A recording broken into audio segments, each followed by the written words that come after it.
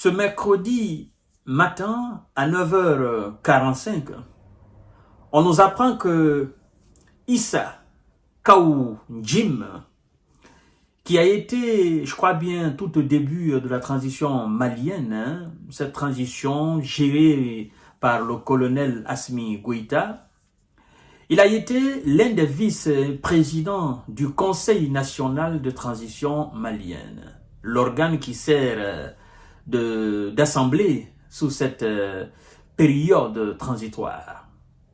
Alors, si j'ose dire, il peut être qualifié comme un homme politique.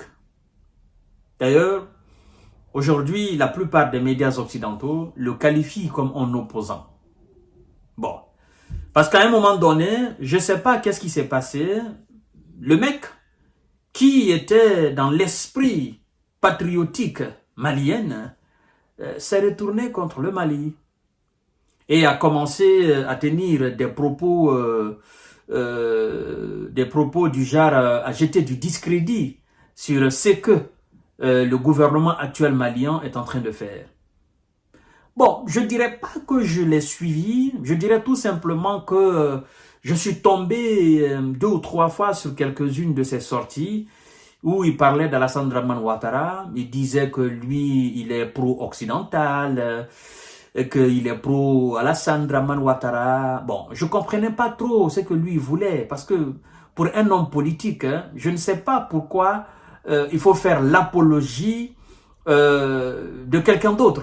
Je ne comprenais pas sa position, au fait. Ou bien pour lui, le fait de dire qu'il est pro-Alassane Dramane Ouattara, ou le fait qu'il disait il est pro-français, peut-être pour lui cela faisait du mal aux autorités maliennes ou au peuple malien. Bon, moi je le considère tout simplement comme un aliéné. Vous savez ce que ça veut dire un aliéné? Bon, je le considère tout simplement comme un aliéné et un perturbateur. Vous comprenez? Mais cette fois-ci, il était dans les zones de la télévision locale qu'on appelle Joliba TV News. C'est une chaîne de télévision locale. Et il a tenu des propos du genre à jeter du discrédit sur la tentative de déstabilisation déjouée par les vaillantes forces de l'ordre et de défense burkinabé. Le pays des hommes intègres. Je crois que le fait de s'attaquer au Mali, cela ne le suffit plus. Le fait de saboter le président de transition malien, le président Assimi Goïta, cela ne le suffit pas. Le fait de tenter de déstabiliser le gouvernement malien, cela ne le suffit pas.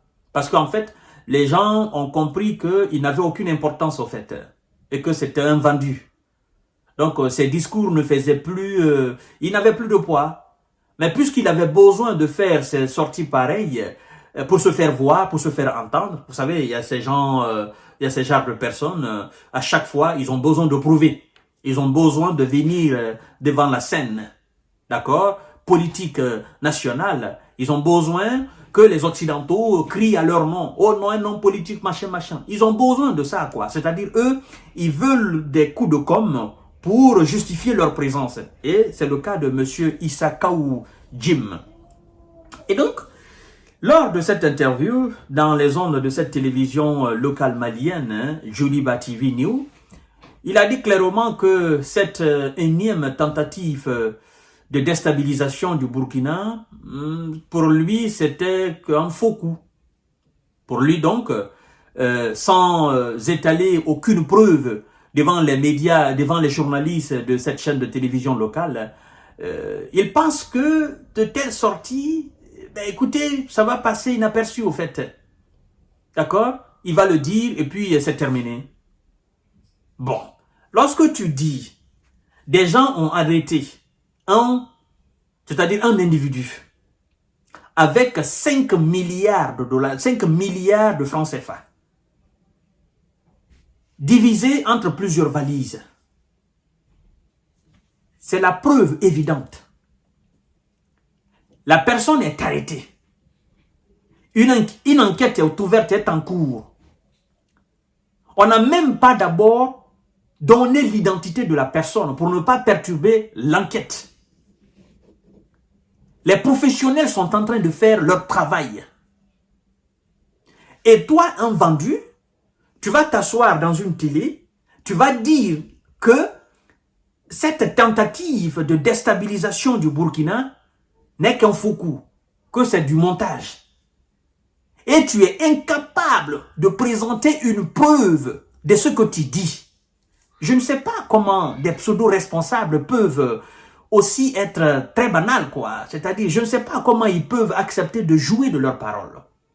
Vous savez, en fait, si ce n'est pas aujourd'hui, je parle de nos anciens, c'est-à-dire nos pères, nos aïeux. À l'époque, vous savez, il n'y avait pas affaire de signer et cacheter. Les parents, ils vous disaient, je vous donne ma parole. En fait, la parole, dans ce temps passé là, pendant la période de nos anciens, la parole représentait la signature d'un homme. La parole était le garant de tout. Parce que les gens savaient que la parole, c'est la dignité de l'homme. Donc, les gens ne jouaient pas à leur parole. Nos anciens ne jouaient pas à leur parole. Les personnes lambda même ne jouaient pas de leur parole, à plus forte raison, les censés être des responsables ou appartenant à l'élite. Avant, c'est-à-dire avant aujourd'hui, les parents, les responsables, c'est-à-dire qui géraient nos sociétés, avant qu'ils ne se prononcent. C'est pourquoi on dit, il y a un dicton qui est au mandingue, on dit, avant de parler, il faut remuer sa langue 9 fois. Parce que la parole, elle est considérée comme la dignité de l'homme. Et donc, l'homme n'est pas censé jouer de sa propre dignité. Toi, homme censé être responsable, un politicien, tu ne peux pas te permettre de venir t'asseoir gaillardement comme ça, devant le monde entier qui regarde cette chaîne de télévision, et tu te permets de dire ouvertement, sans même mesure prendre, que cette énième tentative de déstabilisation du Burkina, pour toi, c'est un montage. Alors, qu'est-ce qui te permet de dire que c'est un montage? Tu joues de la stabilité d'un pays. Tu n'as aucune preuve, tu n'as présenté aucune preuve qui prouve que c'est un montage. Tu t'appuies sur quoi pour dire que ça, c'est un montage? On a arrêté un individu. On a arrêté des valises remplies d'argent. L'individu a parlé. Il a commencé à citer des complices. Toi, cela ne te suffit pas.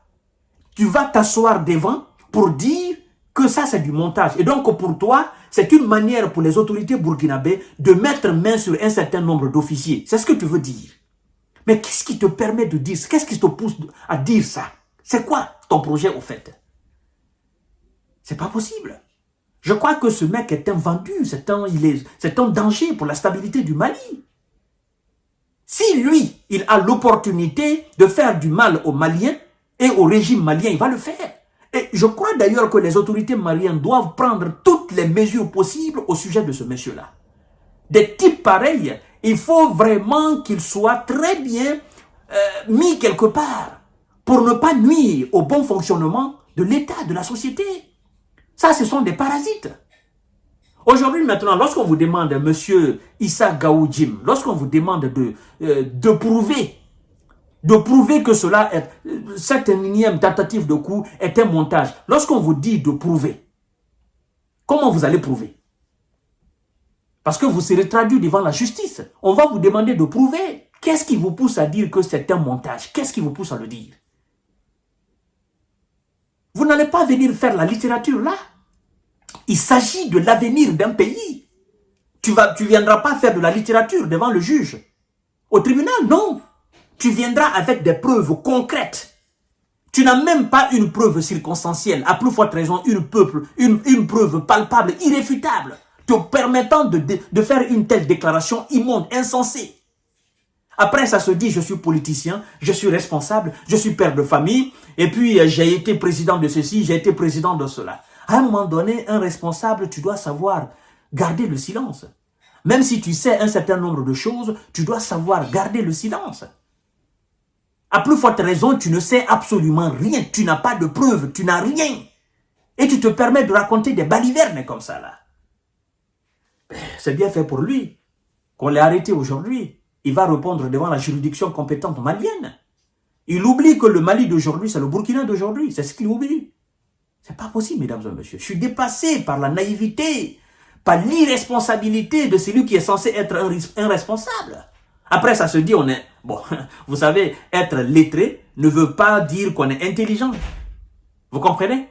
Voilà, c'est pas parce qu'on est parti à l'université qu'on est intelligent. C'est pas parce qu'on sait très bien manipuler la langue de Molière qu'on est intelligent. Non, non, non, non. L'école n'a absolument rien à voir avec l'intelligence. Les diplômes n'ont absolument rien à voir avec l'intelligence. Non, non, non, non, non, non. Ça, ce sont des choses totalement différentes.